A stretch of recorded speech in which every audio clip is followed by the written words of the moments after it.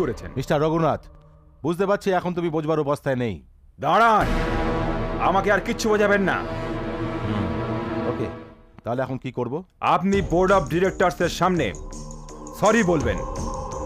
এই business continue করতে চাইলে বলবেন, না হলে আপনার সঙ্গে কোনো রিলেশনশিপ থাকবে না।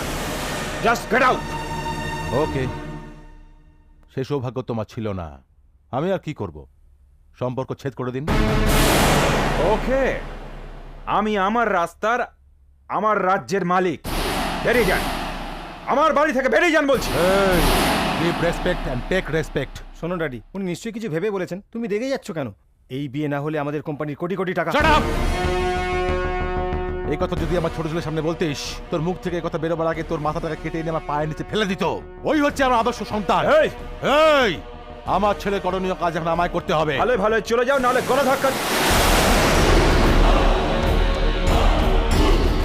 ধরতে চাইছিস যদি তো পা ধর, কলার ধরবার কথা ভাবলে। এমন অভদ্র লোকের সঙ্গে আমাদের কোনো সম্পর্ক নেই। এই বিয়ে আর হবে না।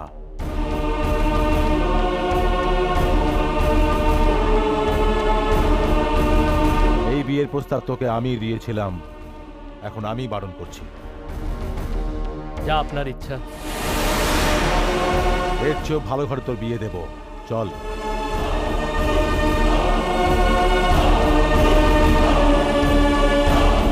এসেছিস মা? ওদের সঙ্গে আমাদেরও কোনো সম্পর্ক নেই। Marriage cancel. কি বলছো ড্যাডি? নো, ভুলে যা ওকে। ব্যাস।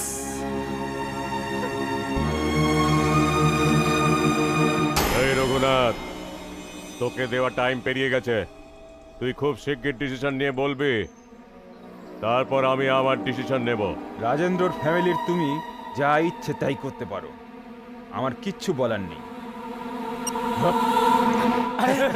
তুই এখানে? তোকে কত খুঁজছি।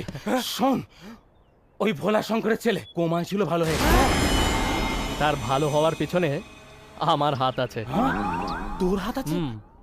কোমায় পাঠালি কেন? ভালোই বা করলি কেন? তোর মাথায় কি আছে কিছুই বুঝতে পারছি না রে। আরে তোর তো কোনো পলিটিশিয়ানও চেনা নেই, কোনো গুন্ডাও জানা নেই। ও চাইলে তোকে মেরে ফেলবে। বি কুল।